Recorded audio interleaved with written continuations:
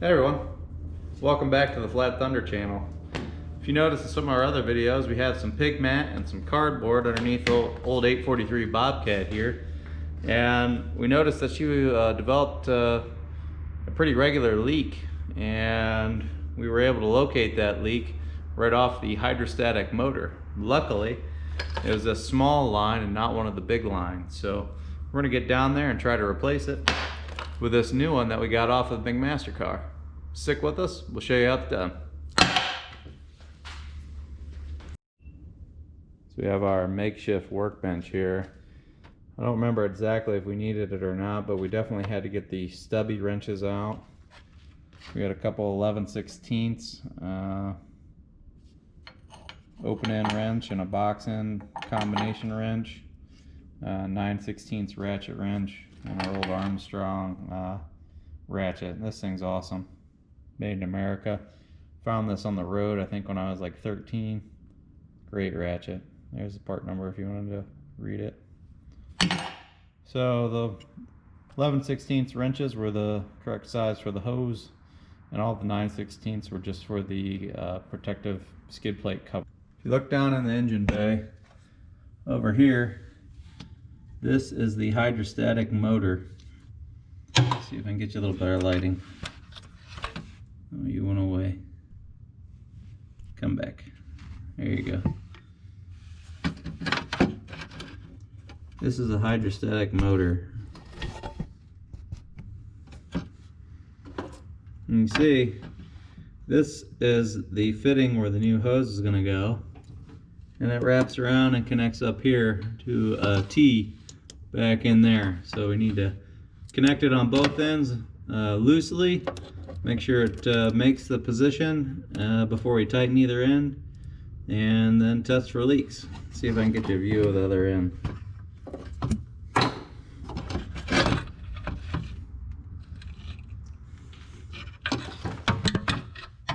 If you look down in there, I think you can see it. It's right down in there. So we're in between the tires now on the left hand side. You have to remove a steel skid plate / cover. It's down there on the ground. And you're looking at the hydrostatic motor. So that fitting is coming off the corner up here. So we need to connect it there and work our way up to the other end. I'm kind of happy that we took this off, because look at all that gunk that's in there. You know, clean all that out before we put it back together. All right, here we go.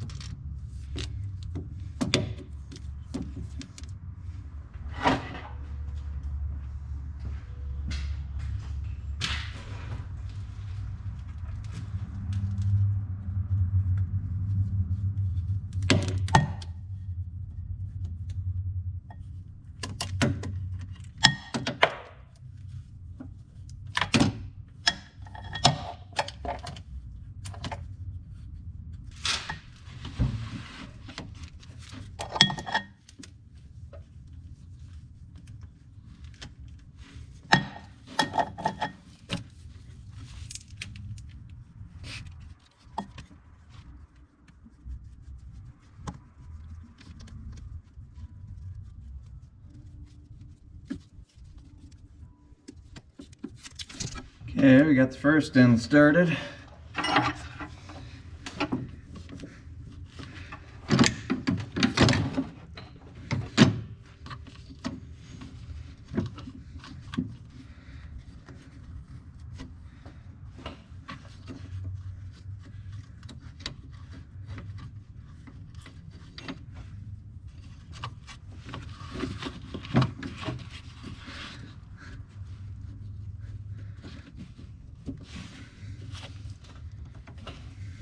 Well, that nail probably couldn't be too good in there. Hell, it might have scratched a hole in it.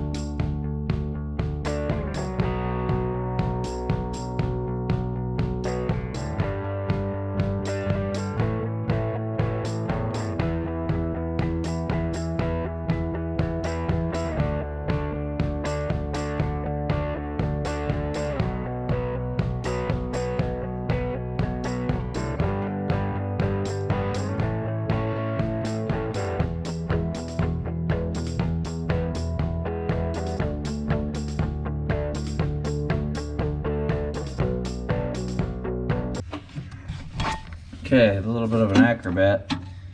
We got it connected there. Get it connected back up there into that T.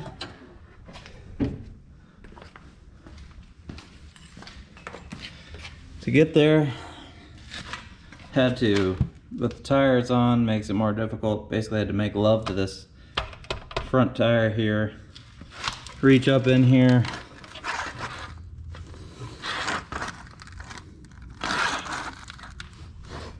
Reach up inside there with both arms to try to tighten it up. I don't know if you can see that or not. It's up in there. Got all greasy.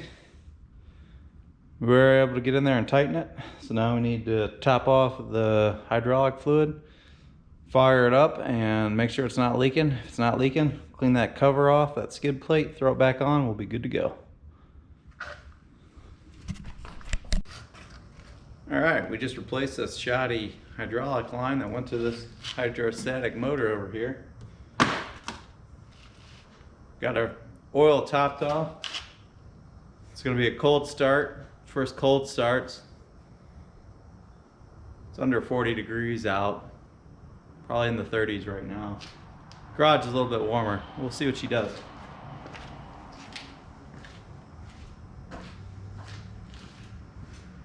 Had to get safety glasses just in case it shoots oil everywhere.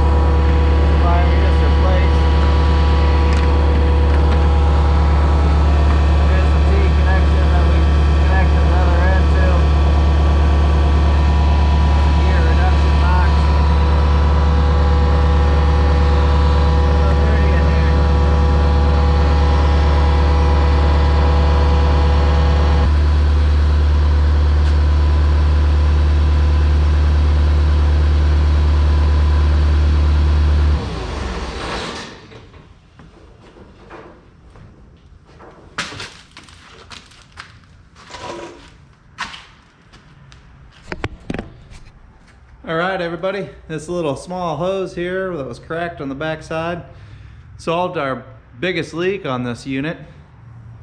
This thing, I believe, opened up while we were using it and just pissing oil out all over the place.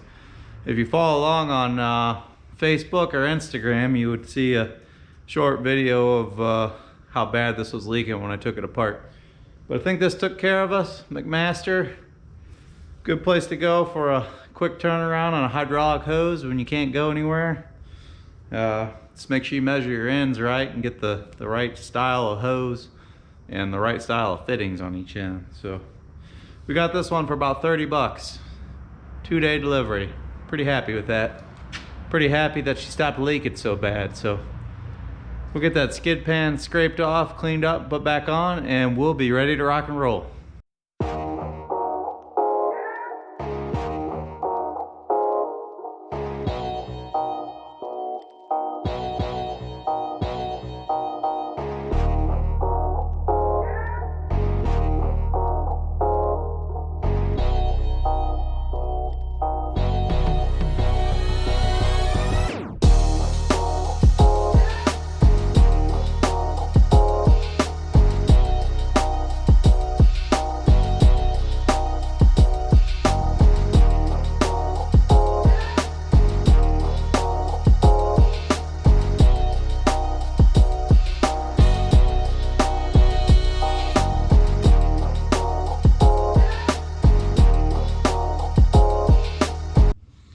Okay, we got the skid plate back on. Believe it or not, the way we did it was utilize this floor jack here in the middle. And mine only has 2 bolts, 1 bolt there, 1 bolt there on the side, not further up there. You could get to that if it was there. Probably just missing on my unit, but 1 bolt there, 1 bolt there. Lift it up with the floor jack till this lip here is on the outside edge of the body. Hold it with the floor jack where you start both of those screws, and then hold up the bottom with the floor jack a little bit lighter, and there's 2 screws holding it in from the bottom, one up here at an angle, one back there at an angle. So if you're wondering, it is possible with the tires on to remove that, but it's a little difficult to get in there. Bobcat. If you're doing this project at home, never stick your head or arm in between the tires with the unit running. That wasn't a good idea. The parking brake was set. This one's off the ground, but that's just because the passenger side rear tire is flat. So don't put yourself in danger. Don't be dumb like me. Block up the unit so it can never run over you. Probably best to take off all the tires on the side that you're working on. Looks like this hose fixed the problem. Happy to be able to operate the Bobcat without consuming so much hydraulic oil now. And pig mat for that matter. If you got any questions or comments, leave those in the section below. Don't forget to give me a thumbs up and hit that subscribe button over there. We got a lot more content coming out. As you saw, we got stuff everywhere. Thanks for watching, everyone.